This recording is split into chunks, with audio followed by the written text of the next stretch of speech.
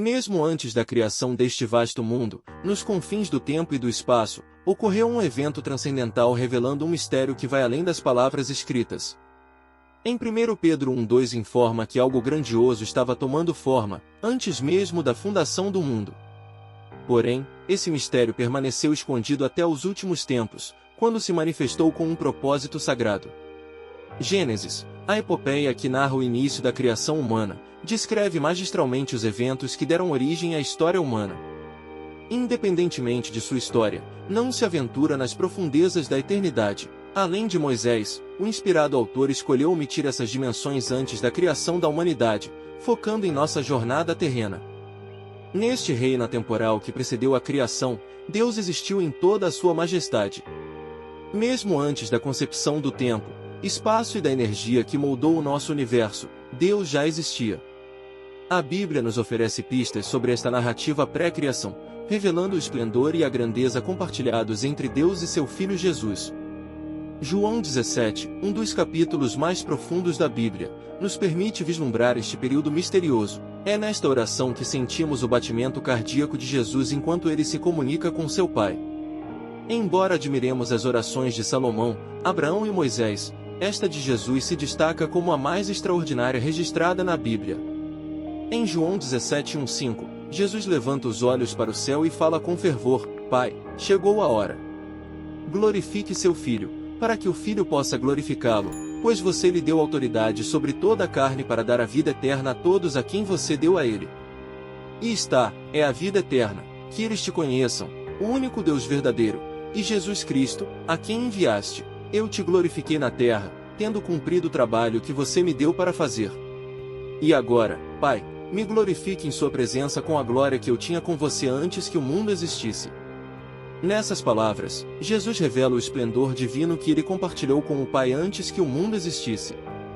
Neste momento único na história, o véu da eternidade passada abre uma fenda, e nós somos convidados a contemplar a grandeza que antecedeu a criação da terra. O livro do Gênesis, apesar de começar com a criação do homem e de todas as criaturas, deixa claro que Deus não estava apenas começando ali.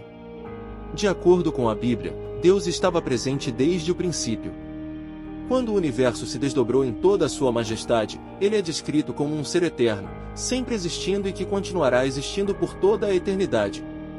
Este conceito é firmemente apoiado por vários versículos ao longo das Escrituras. No próprio Gênesis, no capítulo 1, a palavra Deus é substituída por Elohim, um substantivo plural que significa deuses.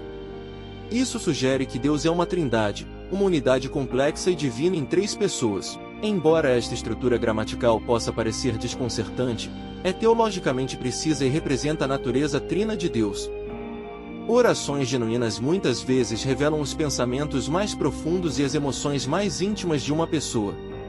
É através das palavras de Jesus na oração registrada em João 17 que temos a rara oportunidade de testemunhar a verdadeira natureza e o coração de Jesus. Nesta oração, Jesus aborda vários temas que ressoam ao longo do Evangelho, incluindo sua missão de glorificar o Pai. Jesus começa a oração pedindo ao Pai que o glorifique, porque chegou a hora para revelar a sua glória.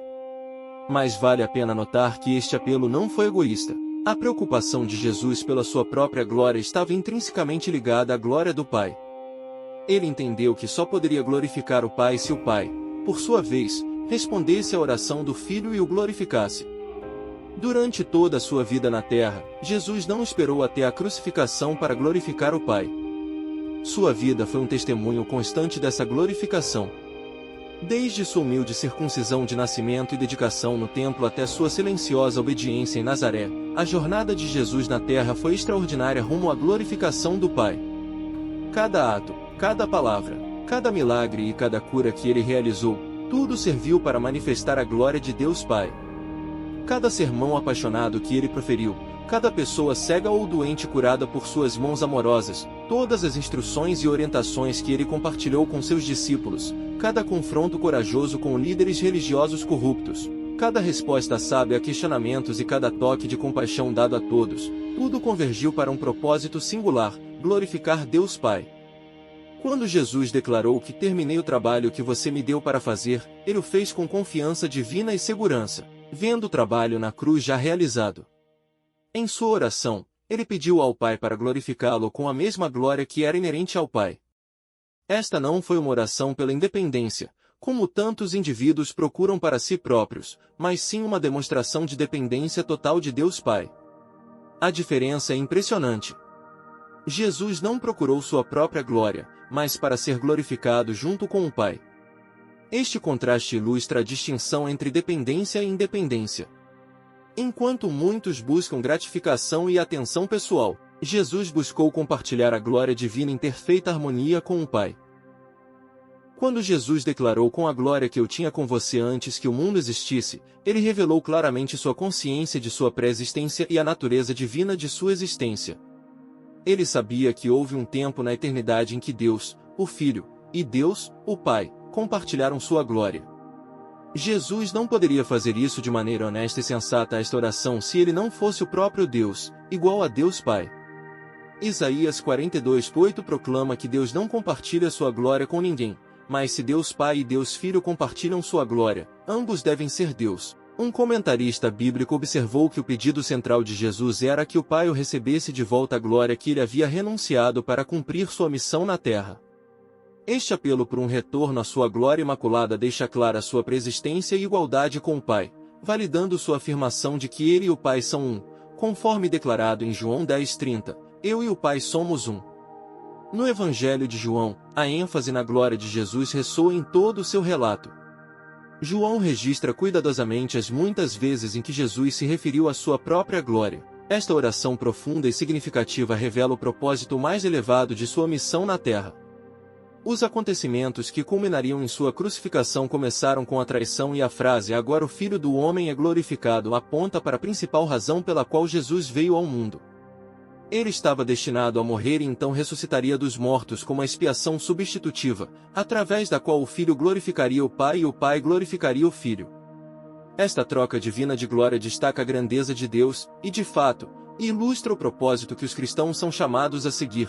Tudo o que fazemos, seja em pensamentos, palavras ou ações, é para a glória de Deus. É digno de nota que Jesus não apenas ora por si mesmo nesta oração, mas também planta sementes para nós.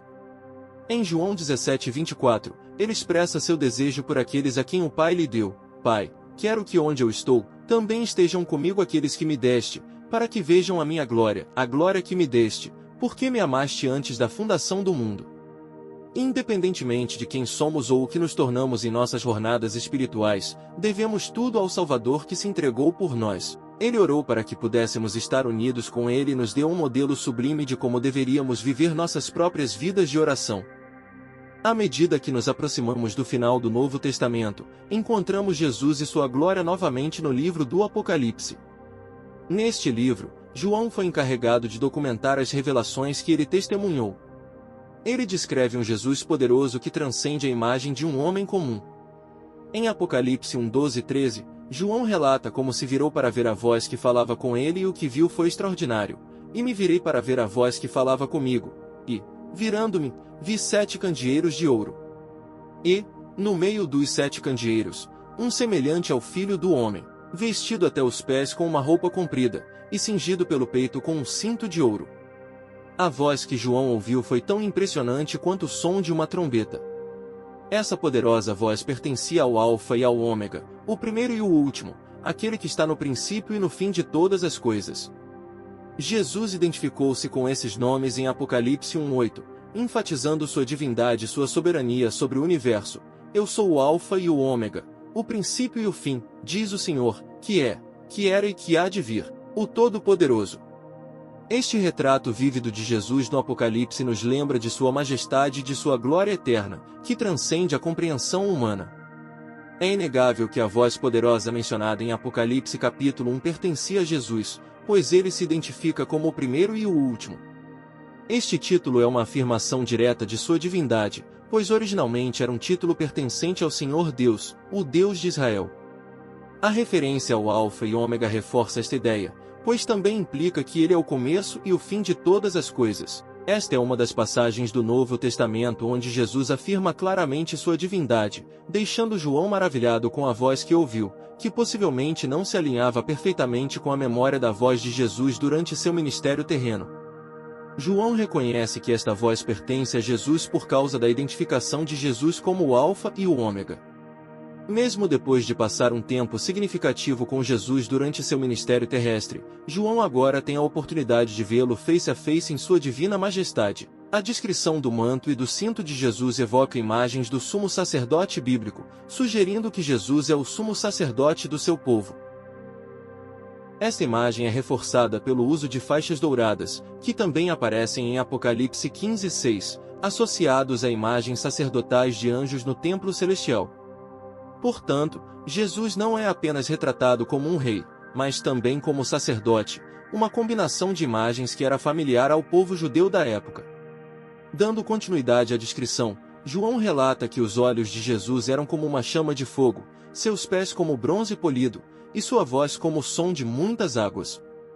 A sua cabeça e seus cabelos eram brancos como lã, brancos como a neve, e seus olhos como chama de fogo. Seus pés eram como latão refinado, como se tivesse sido refinado numa fornalha, e sua voz como o som de muitas águas. Apocalipse 1:14 e 15.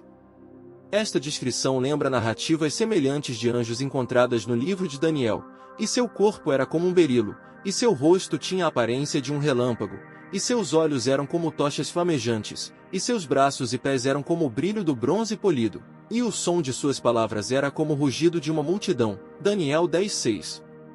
No livro de Ezequiel, seus pés estavam retos, e a sola de seus pés era como a sola do pé de um bezerro, e eles brilhavam como a cor do bronze polido. Ezequiel 1:7. Os olhos como chamas de fogo denotam o discernimento divino, enquanto os pés de bronze polido representam a força e a firmeza de sua autoridade. Sua voz como o som de muitas águas reflete sua majestade e poder inigualáveis. A visão de Jesus que João tinha não o equipara aos anjos, mas, pelo contrário, serve para enfatizar a imensa grandeza de Jesus. Ele é retratado como nada menos que glorioso, superando até mesmo a majestade de um anjo. Seus olhos brilhantes podem evocar paixão, como na literatura grega, mas também podem representar a natureza sobrenatural dos olhos divinos ou angélicos. Da mesma forma, os pés de bronze polido podem simbolizar a glória de Deus, como visto em Ezequiel 1:27. O rosto de Jesus brilhando como o sol é uma imagem poderosa que denota a divindade, algo frequentemente retratado em textos gregos. Esta imagem também é aplicada a anjos, e de forma ainda mais sublime, a Deus. Portanto, João pinta um retrato de Jesus que transcende a compreensão humana. Em Apocalipse 1:16-17, João descreve Jesus segurando 7 estrelas na mão direita e uma espada afiada de 2 gumes saindo de sua boca. Seu rosto brilha com a força do sol. Ao testemunhar esta visão espetacular, João se enche de temor e cai aos pés de Jesus como se estivesse morto. Mas Jesus conforta João, revelando sua identidade como o primeiro e o último. Embora João fosse um apóstolo que conheceu Jesus durante seu ministério terreno, ele não estava preparado para o impacto avassalador desta visão celestial. Mesmo os 3 anos que passou com Jesus na terra não o prepararam totalmente para o momento em que Jesus apareceu em sua majestade celestial. Foi nesse momento que João percebeu o poder divino e a majestade que Jesus voluntariamente deixou de lado quando habitou entre os homens, conforme descrito em Filipenses 2:7, mas esvaziou-se a si mesmo, assumindo a forma de servo, nascendo na semelhança dos homens. O Apocalipse dado a João em Apocalipse 1:8 confirma a soberania de Jesus sobre a vida e a morte. Ele é o vivo, que estava morto, e agora está vivo para sempre. Ele possui as chaves da morte e de Hades, estabelecendo sua suprema autoridade. Jesus é o único com as credenciais da ressurreição e da vida eterna, e ele vive para nunca mais morrer. Sua majestade e divindade são incomparáveis e sua glória é eterna. A vitória que Jesus conquistou sobre o pecado e a morte é eterna. Ele não ressuscitou dos mortos apenas para morrer novamente.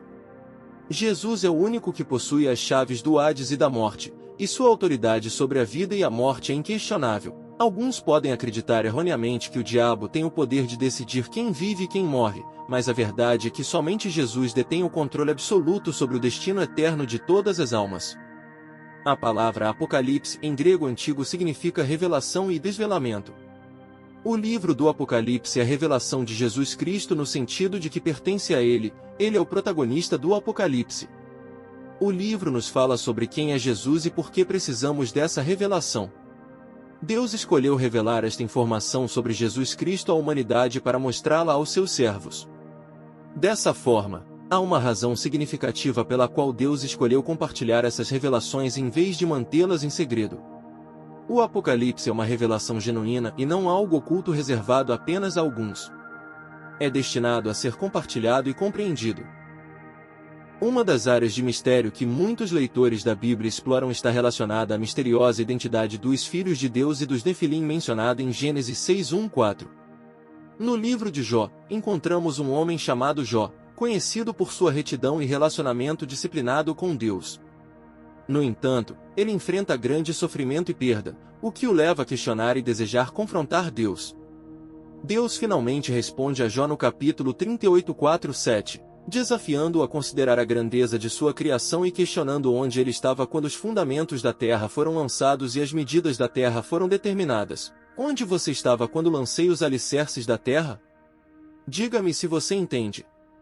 Quem determinou suas medidas? Certamente você sabe. Ou quem esticou a linha sobre ela? Em que foram suas bases afundadas? Ou quem colocou sua pedra angular? Quando as estrelas da manhã cantavam juntas e todos os filhos de Deus gritavam de alegria. Deus lembra a Jó a maravilha da criação, mencionando as estrelas da manhã cantando juntas e os filhos de Deus gritando de alegria. A declaração de Deus para Jó serve para destacar que, quando ele criou os alicerces da terra, sua sabedoria e poder excederam em muito o entendimento de Jó. Deus queria que Jó reconhecesse que o poder e a sabedoria divinos estavam além das capacidades humanas, e portanto, não havia base para comparação entre Deus e o homem. Essas perguntas também servem para lembrar a Jó que há muitas coisas que ele não sabe ou não entende. A referência às estrelas da manhã cantando juntas e aos filhos de Deus gritando de alegria durante a criação da terra revela que seres angélicos, conhecidos como estrelas da manhã e filhos de Deus, testemunharam e celebraram a grandeza, o poder e a sabedoria de Deus envolvidos no processo de criação. No entanto, a passagem em Gênesis 6:1-4 revela outra faceta desta narrativa. Menciona casamentos mistos entre os filhos de Deus e as filhas dos homens, o que era considerado iníquo. Isso ocorreu durante um período de rápido crescimento populacional devido à longevidade das pessoas na terra pré-diluviana. A questão central aqui é quem eram esses filhos de Deus. Tanto no judaísmo pré-cristão quanto nos ensinamentos da igreja primitiva, a interpretação predominante foi que os filhos de Deus eram seres espirituais ou anjos que desobedeceram a Deus, tomando esposas humanas e dando à luz uma linhagem de gigantes conhecida como Nefilim. Este relato levanta fascinantes questões sobre a interação entre o mundo espiritual e o mundo humano nos tempos antigos. A Bíblia não fornece detalhes extensos sobre esta narrativa, deixando-a como um mistério intrigante que continua a gerar interpretações e debates entre estudiosos e teólogos. Independentemente da interpretação específica, a história dos filhos de Deus e os Nefilim destaca a complexidade da relação entre o divino e o humano na narrativa bíblica. Há três perspectivas principais sobre a identidade dos filhos de Deus mencionados em Gênesis 6. Primeiro, anjos caídos. A perspectiva tradicional sugere que os filhos de Deus eram anjos sobrenaturais que desobedeceram a Deus ao tomar esposas humanas e dar à luz os Nefilim. Esta visão baseia-se na ideia de que o termo «filhos de Deus» se refere aos anjos no Antigo Testamento. Os exemplos do Antigo Testamento citados incluem Jó 1:6, Jó 2:1 e Jó 38:7, onde os filhos de Deus se referem claramente a seres angélicos. Segundo, governantes humanos poderosos. Uma segunda perspectiva argumenta que os filhos de Deus eram governantes humanos poderosos ou nobres que se casaram com mulheres comuns. Esta visão sugere que o termo «filhos de Deus» pode se referir a líderes humanos em posições de autoridade. Terceiro, descendentes justos de Sete e descendentes ímpios de Caim. Uma terceira perspectiva interpreta os filhos de Deus como descendentes justos de Sete, uma linhagem justa que se casou com descendentes ímpios de Caim, uma linhagem caracterizada por atos pecaminosos. Nesta visão, a distinção é entre pessoas justas e injustas, não seres sobrenaturais. A visão tradicional sobre a origem dos Nefilim é intrigante. A Epístola de Judas também é citada como uma possível referência a este evento. Judas, versículo 6, menciona anjos que deixaram sua posição de autoridade e seu local de moradia adequado. Embora o contexto não seja explícito sobre a exata natureza deste evento, algumas interpretações sugerem que Judas está se referindo aos anjos que deixaram o céu para habitar na terra, possivelmente relacionado aos eventos de Gênesis 6. Em resumo, esses argumentos apoiam a visão tradicional de que os filhos de Deus se casaram com mulheres humanas e deram à luz os Nefilim. Embora esta interpretação possa parecer incomum para alguns, é importante lembrar que a Bíblia está repleta de eventos extraordinários e sobrenaturais, e a compreensão desses eventos muitas vezes ultrapassa nossa compreensão limitada. A narrativa bíblica frequentemente nos lembra que o mundo criado por Deus está além da nossa compreensão completa e que a verdade muitas vezes supera a ficção. A interpretação tradicional continua sendo uma perspectiva comum entre estudiosos e teólogos. Embora possa parecer estranha aos ouvidos modernos, a verdade bíblica muitas vezes excede a nossa compreensão e expectativas. A ideia de que os filhos de Deus são anjos caídos em rebelião contra Deus é uma interpretação que alguns estudiosos defendem. Nessa visão, os filhos de Deus seriam anjos que escolheram se rebelar contra Deus e possuíram seres humanos, enquanto as filhas dos homens seriam mulheres humanas. Judas, versículo 6, é frequentemente citado como um versículo que apoia essa interpretação. Descreve anjos que não mantiveram a posição de autoridade que lhes foi designada e abandonaram a sua própria moradia, sendo mantidos em eterna escuridão para o julgamento do grande dia. 1 Pedro 3:19-20 também é mencionado para indicar que Jesus proclamou sua vitória sobre esses espíritos desobedientes enquanto eles estavam em prisão durante os dias de Noé. De acordo com essa interpretação, esses anjos caídos teriam corrompido a humanidade antes do dilúvio. Anjos caídos são uma minoria entre os anjos, pois a grande maioria dos anjos permanece fiel a Deus. Os anjos rebeldes foram originalmente criados para servir a Deus no céu e obedecer aos seus comandos. No entanto, alguns escolheram seguir o caminho da rebelião, e estes são conhecidos como anjos caídos. De acordo com a Bíblia, os anjos caídos foram lançados no inferno e acorrentados na escuridão, reservados para o julgamento. Pois se Deus não poupou os anjos quando pecaram, mas os lançou no inferno e os entregou a cadeias de escuridão para serem mantidos até o julgamento, segundo Pedro 2:4. O líder desses anjos é identificado como Satanás, que originalmente conspirou contra Deus, seu Criador, e liderou uma rebelião que resultou em sua queda e na de outros anjos. O inferno foi preparado para o diabo e seus anjos, não como um destino pretendido para a humanidade, embora aqueles que rejeitam a Deus também possam acabar lá. Satanás e os anjos caídos são considerados os destinatários originais do inferno eterno, de acordo com a interpretação bíblica. Essa visão dos anjos caídos e do inferno eterno é baseada em interpretações específicas de passagens bíblicas e é uma perspectiva teológica que algumas tradições cristãs defendem. O inferno originou-se no céu como punição final para os líderes da grande rebelião. Mas o Senhor permite que outros entrem também. As nações são julgadas por sua escolha de livre-arbítrio e pela responsabilidade que Deus concedeu aos humanos de decidir seu destino eterno, seja o céu ou o inferno. É para o inferno que Satanás e os anjos caídos, 1/3 dos rebeldes que o seguiram, estão destinados.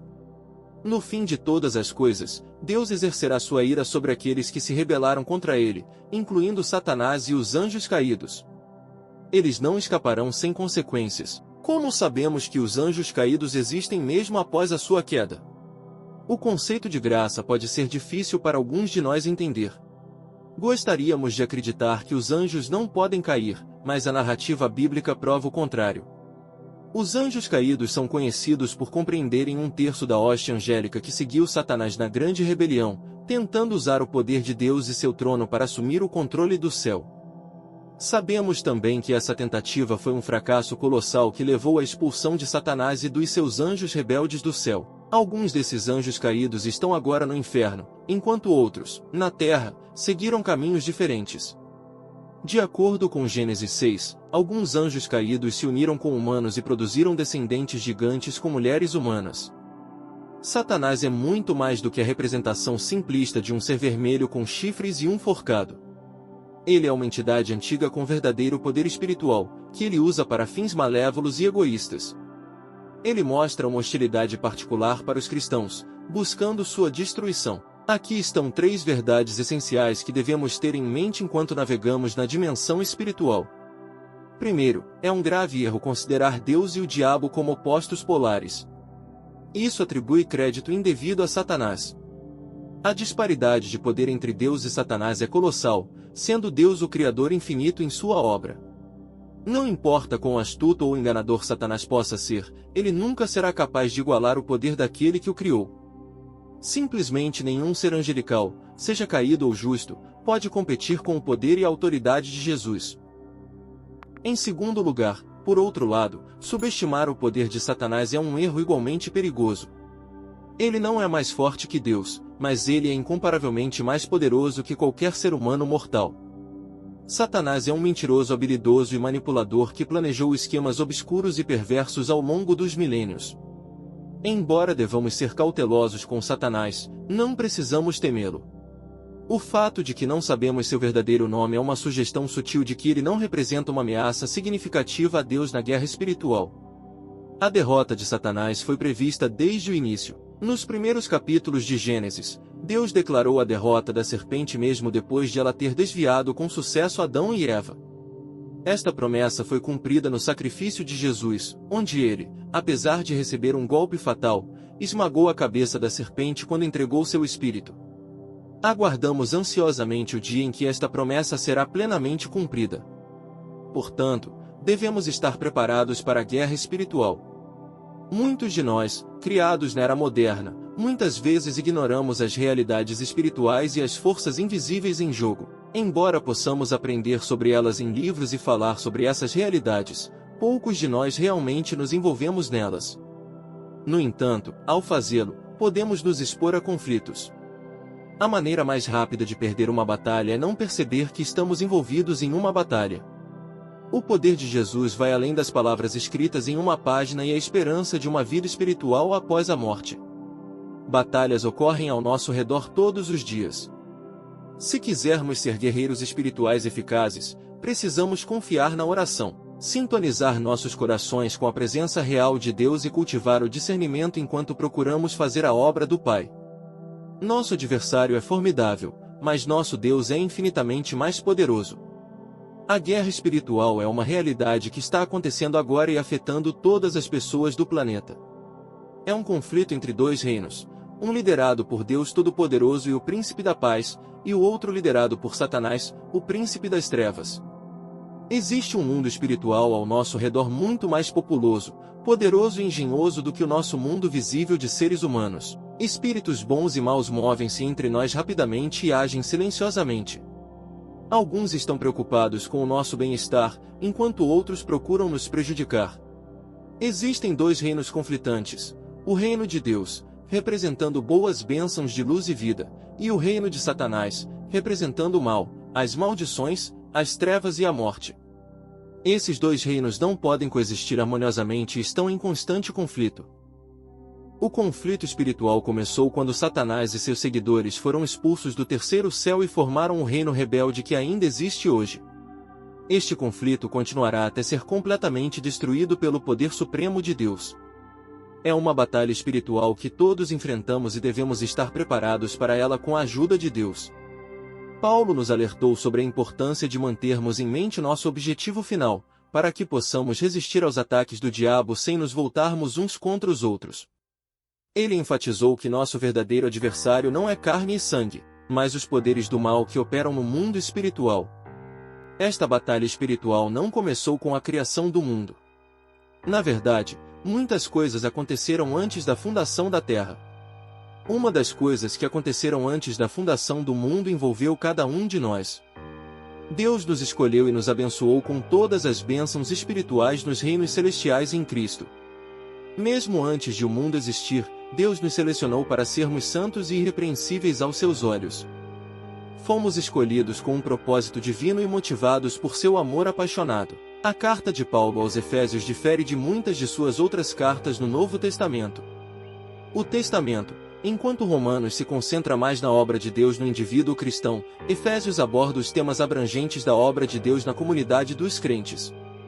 Esta epístola pretende esclarecer princípios fundamentais que permeiam todo o Novo Testamento. Quando se consideram as profundas ideias apresentadas em Efésios, é essencial lembrar que Paulo escreveu esta carta enquanto estava na prisão. Ele compartilha ensinamentos profundos sobre o amor de Deus, a igreja e a armadura espiritual que devemos usar para enfrentar batalhas espirituais. Paulo também escreveu em 1 Coríntios 2:9 e 10 sobre as coisas que Deus preparou para aqueles que o amam. Essas coisas são tão profundas que os olhos humanos não podem ver, os ouvidos não podem ouvir e o coração não pode compreender, mas Deus as revela a nós através de seu Espírito Santo, que nos permite examinar e compreender as profundezas de Deus. Mas, como está escrito, o que o olho não viu, nem o ouvido ouviu, nem jamais penetrou no coração humano, são as coisas que Deus preparou para aqueles que o amam. Estas coisas Deus nos revelou por meio do Espírito, pois o Espírito examina tudo, até as profundezas de Deus. O conselho divino e as bênçãos que Deus nos concedeu estão muito além da compreensão humana. Paulo enfatiza que Deus nos abençoou com todas as bênçãos espirituais nos lugares celestiais em Cristo. Essas bênçãos estão disponíveis tanto para os crentes judeus quanto para os gentios em Éfeso e além. É importante entender que essas bênçãos espirituais não se referem a bens materiais, riquezas terrenas ou prosperidade financeira. Em vez disso, pertencem às bênçãos relacionadas à nossa comunhão com Deus, nossa vida espiritual e nossa herança eterna. Elas são superiores, mais valiosas e mais seguras do que qualquer bênção material terrena. Algumas dessas bênçãos espirituais incluem uma comunhão renovada de coração com Deus, uma herança divina e a promessa de estar com Ele para sempre. Essas bênçãos são inestimáveis em valor e são a verdadeira essência da vida cristã. Se não pudermos reconhecer o valor dessas bênçãos espirituais, nossa perspectiva de vida será limitada e superficial. Muitas pessoas vivem apenas para satisfazer suas necessidades físicas e materiais, mas esquecem de buscar as bênçãos espirituais que Deus oferece. No entanto, como seres criados à imagem de Deus, fomos destinados a algo muito maior e mais profundo. Devemos valorizar e buscar as bênçãos espirituais que Deus proporciona, pois elas enriquecem nossa vida espiritual e nos aproximam mais de seu propósito divino para nós. De acordo com o que Paulo nos diz, Deus deseja que conheçamos todas as bênçãos espirituais nos lugares celestiais em Cristo. Possuir essas bênçãos é tão certo quanto o fato de termos sido escolhidos por Deus antes da fundação do mundo. A palavra escolhido aqui significa que Deus nos escolheu e designou para pertencermos a Ele e a Cristo. Isso implica que fomos pessoalmente escolhidos por Deus para fazer parte do seu plano de salvação. Esta escolha não é aleatória, mas uma seleção deliberada e intencional de Deus. Esta palavra também é usada para se referir à eleição dos crentes por Deus em Cristo para a salvação. Somos chamados a ser separados do mundo e a pertencer a Cristo. Jesus lembrou aos seus discípulos que ele os havia escolhido para serem seus seguidores e que eles foram designados para darem frutos e permanecerem nele. Produzir fruto aqui pode significar várias coisas, incluindo crescer na graça e na vida cristã, bem como liderar outros para a salvação em Jesus. Esses dois aspectos estão interligados. À medida que crescemos em nosso relacionamento com Cristo, somos capacitados para levar outros a fazer a mesma escolha de Deus. A posse de bênçãos espirituais está intrinsecamente ligada à missão que Ele nos deu como crentes. Devemos lembrar que fomos escolhidos por Deus para um propósito, e Ele nos capacitará para cumprir esse propósito à medida que procuramos conhecê-lo e buscar todas as bênçãos espirituais que Ele nos oferece. Os motivos da escolha de Deus não são baseados em constância ou em um processo aleatório. Embora possamos não compreender completamente essas razões, podemos ter certeza de que elas são sábias e boas em todos os sentidos. A escolha de Deus é de acordo com o prazer de sua vontade e não se origina de nós. Fomos escolhidos em Cristo, o que significa que a escolha está fora de nós mesmos e não é baseada em nossos próprios méritos. Deus nos enxertou no corpo de Cristo através da bênção da adoção, e isso exclui qualquer mérito próprio. Fomos escolhidos não só para a salvação, mas também para a santidade. Deus nos predestinou para sermos adotados como seus próprios filhos por meio de Jesus Cristo, segundo a boa intenção e o prazer de sua vontade. Esta escolha não só nos salva e transforma pessoalmente, mas também nos permite desenvolver uma conexão íntima e confiante com nosso Pai Celestial. A imagem de um homem santo e irrepreensível é uma metáfora que se refere à pureza e imaculação que Deus planejou para aqueles que Ele escolheu. Assim como sacrifícios perfeitos e irrepreensíveis foram oferecidos no altar de Deus sob a lei antiga, da mesma forma Deus planejou que aqueles escolhidos por Ele fossem santos e irrepreensíveis através de Jesus Cristo. A escolha de Deus não se baseia em nossos méritos, mas em seu amor e propósito. Ele nos escolheu para a salvação, santidade e adoção como seus filhos, tudo para o louvor de sua gloriosa graça e favor. É uma obra maravilhosa de Deus em nossas vidas que devemos receber com gratidão e louvor. Na adoção romana, uma vez concluído o processo, a pessoa adotada ganhava todos os direitos legais de uma criança legítima em sua nova família. No entanto, eles perdiam todos os direitos da família anterior. Após a adoção ser finalizada, a pessoa era considerada um indivíduo totalmente diferente no sistema jurídico, como se estivesse iniciando uma nova vida com a nova família. Todas as dívidas e obrigações associadas à família anterior eram canceladas, como se nunca tivessem existido. De forma semelhante, os crentes são tornados aceitáveis no amado, referindo-se a Jesus Cristo. Isso enfatiza o aspecto relacional da aceitação de Deus. Assim como Jesus era completamente aceitável aos olhos de Deus Pai em todos os aspectos, incluindo sua natureza, palavras e ações, os crentes também são aceitos no amado por causa da graça de Deus. A aceitação de Jesus pelo Pai foi completa e total. Em Efésios 1:7-8, Paulo descreve que em Cristo temos a redenção, que é a nossa libertação e salvação através do seu sangue, em quem temos a redenção pelo seu sangue, a remissão das ofensas, segundo as riquezas da sua graça, que ele fez abundar para conosco em toda a sabedoria e prudência. O sangue de Jesus pagou o preço pelos nossos pecados e resultou no perdão completo de nossas transgressões. Isso acontece de acordo com as riquezas da graça de Deus, que Ele derramou sobre nós com sabedoria e entendimento. É somente em Jesus que encontramos redenção e perdão de nossos pecados. Sua graça nos torna aceitáveis aos olhos de Deus, e sua obra de redenção é completa e eficaz para nossa salvação. Não há possibilidade de redenção sem Jesus e o sangue que Ele derramou na cruz. Note que a redenção não ocorre através do seu poder, mas através do seu sangue. Não é redenção através do seu amor, mas através do seu sangue. Devemos entender que precisávamos da redenção porque estávamos mortos em nossas ofensas e pecados, como Efésios 2:1 afirma, e vos vivificou, estando vós mortos em ofensas e pecados. Jesus nos vivificou quando estávamos espiritualmente mortos e separados dele devido às nossas transgressões e pecados. Embora tivéssemos vida em nossos corpos, éramos escravizados pelo pecado, pelo diabo e por nossas naturezas pecaminosas, conforme descrito em Efésios 2:2-3, nos quais andastes outrora, segundo o curso deste mundo, segundo o príncipe das potestades do ar, do espírito que agora opera nos filhos da desobediência, entre os quais todos nós também antes andávamos nos desejos da nossa carne, fazendo a vontade da carne e dos pensamentos, e éramos por natureza filhos da ira, como também os demais. Ao mesmo tempo, estávamos seguindo o curso deste mundo, influenciados pela era atual e segundo o príncipe das potestades do ar, Satanás, o espírito que agora opera entre os desobedientes, os incrédulos que resistem aos propósitos de Deus. Todos nós vivíamos nas paixões da nossa carne, nosso comportamento era governado por nossos seres pecaminosos, cedendo aos desejos da natureza humana sem o Espírito Santo. Nossas mentes eram influenciadas pelo pecado. Por natureza, éramos como crianças sob a sentença da ira de Deus, assim como toda a humanidade. Merecíamos a vingança de Deus e uma dívida que nunca poderíamos pagar sozinhos. Estávamos inimigos de Deus, como Paulo explicou em Romanos 5:10, porque se nós, sendo inimigos, fomos reconciliados com Deus pela morte de seu Filho, muito mais, estando já reconciliados, seremos salvos pela sua vida. Em Cristo, encontramos a redenção.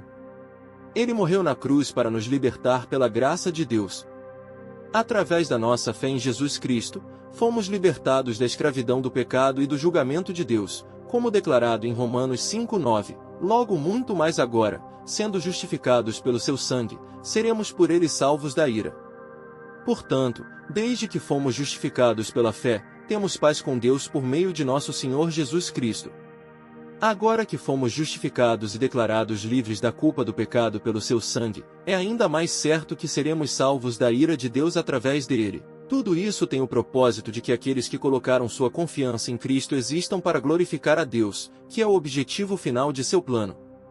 Efésios 1, 9 e 12 revela o plano de Deus para trazer glória a si mesmo, revelando-nos o mistério de sua vontade, segundo o seu beneplácito, que determinou em Cristo. Isso acontecerá no cumprimento dos tempos, no clímax da história, quando todas as coisas, tanto no céu como na terra, serão reunidas em Cristo.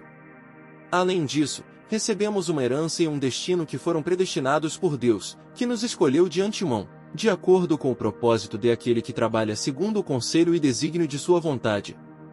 Tudo isso é para que aqueles que depositaram sua esperança em Cristo, depositando sua confiança em Ele como Senhor e Salvador, existam para louvor da sua glória.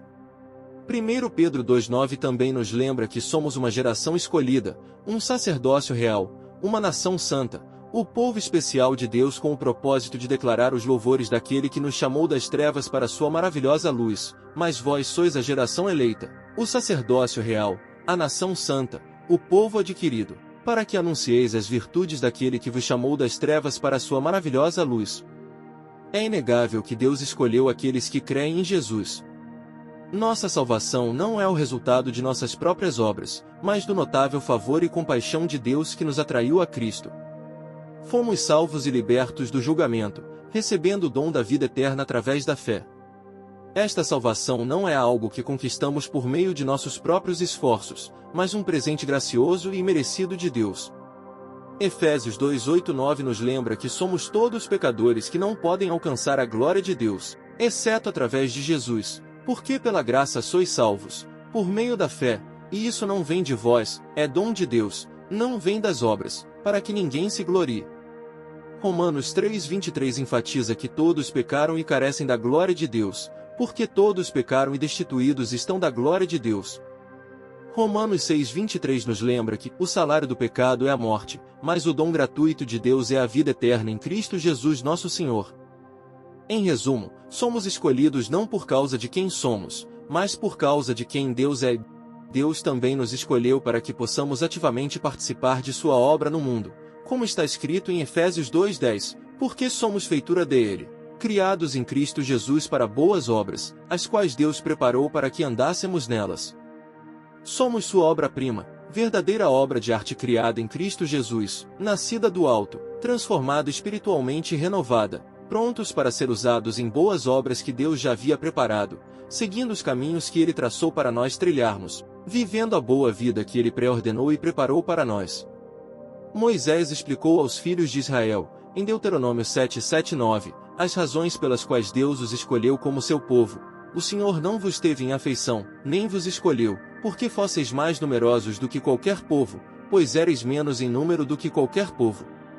Mas, porque o Senhor vos amava, e para guardar o juramento que fizera a vossos pais, o Senhor vos tirou com mão poderosa, e vos resgatou da casa da servidão, da mão de Faraó, rei do Egito. Saberás, pois, que o Senhor teu Deus é Deus, o Deus fiel, que guarda a aliança e a misericórdia até 1000 gerações aos que o amam e guardam os seus mandamentos. Assim como Deus escolheu Israel, Ele escolheu cada um de nós para cumprir seu propósito divino e glorificar seu nome. Por amor e não por qualquer grandeza ou mérito da nação, Ele nos escolhe por seu amor. A doutrina da predestinação pode ser difícil de entender, mas devemos perceber que somos escolhidos por Deus não com base em nossos méritos, mas porque Ele nos ama.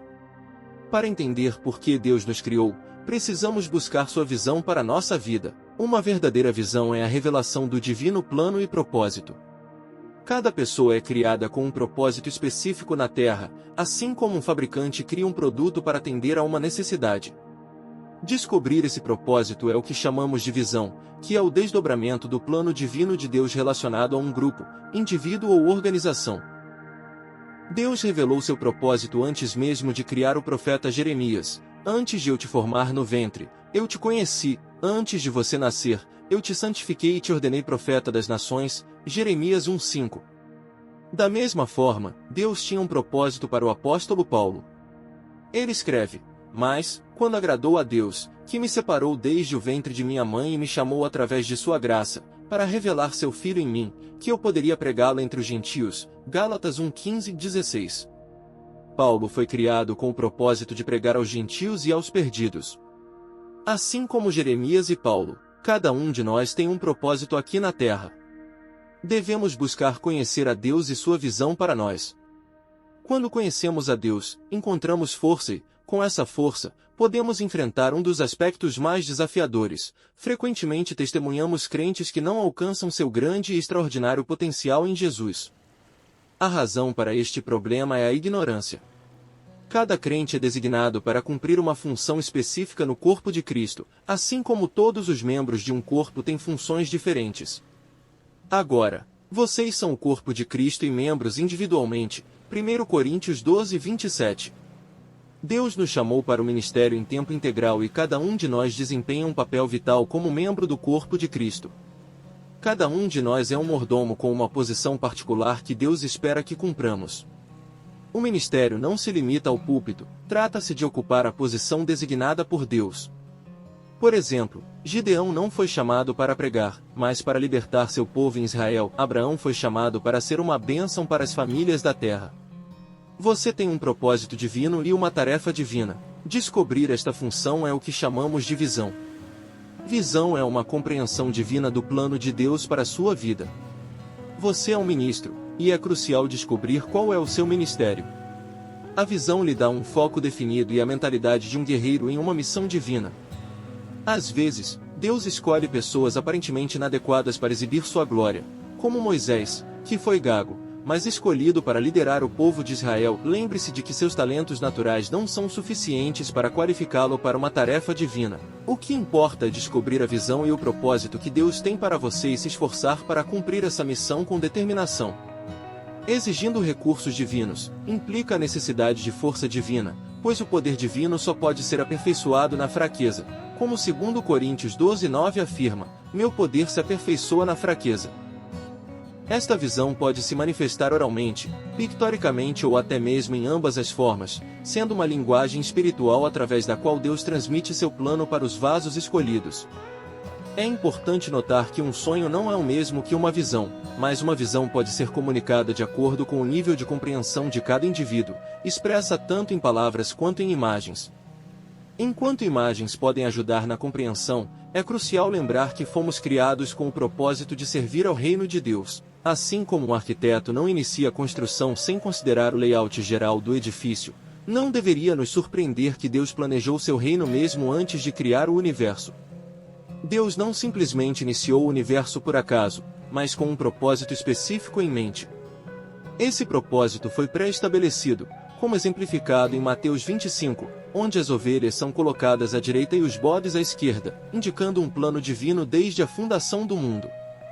O amor desempenha um papel fundamental no plano de Deus para o seu reino. Ele não criou o reino por necessidade, pois ele possuía tudo o que precisava dentro de si antes da criação. No entanto, ele criou o reino para seu filho e seu povo, com a intenção de abençoá-los. O propósito final da salvação é glorificar a Deus, mas também resulta em nossa glorificação quando colocamos nossa fé em Jesus Cristo. Como a Bíblia nos ensina, a existência de Deus é anterior à do universo e ele transcende as leis físicas que governam o mundo. Conforme declarado em Salmos 92, antes que as montanhas nascessem ou você fizesse nascer o mundo inteiro, de eterno a eterno, você é Deus. Tentar compreender a pré-existência de Deus pode nos levar a pensar em bilhões de anos antes da criação, mas essa é uma compreensão limitada. Na realidade, Deus existe além do tempo, pois ele é atemporal. Ele criou o próprio tempo e tem a capacidade de entrar no tempo e espaço para intervir em eventos quando necessário. Portanto, Deus está fora das restrições do tempo e tem uma visão abrangente do passado, presente e futuro. Além da capacidade de Deus para transcender o tempo e o espaço, ele tem a capacidade de interagir com sua criação e intervir nos assuntos humanos a qualquer momento. É natural que nos perguntemos o que Deus estava fazendo na eternidade passada antes de criar o universo. O conceito do que Deus estava fazendo antes da criação é um desafio para entendermos completamente, dada a nossa compreensão humana limitada. No entanto, nas Escrituras, Deus revelou certos detalhes sobre sua atividade de pré-criação que podem nos ajudar a obter uma compreensão mais profunda de sua natureza, bem como sua relação com o mundo criado e seus planos para ele. Explorando esses detalhes, podemos obter insights sobre a natureza da existência de Deus fora do tempo e do espaço e as maneiras pelas quais ele orquestrou o desenvolvimento do cosmos. Esta pode ser uma experiência profundamente enriquecedora e um estudo esclarecedor para quem busca conhecer melhor a Deus.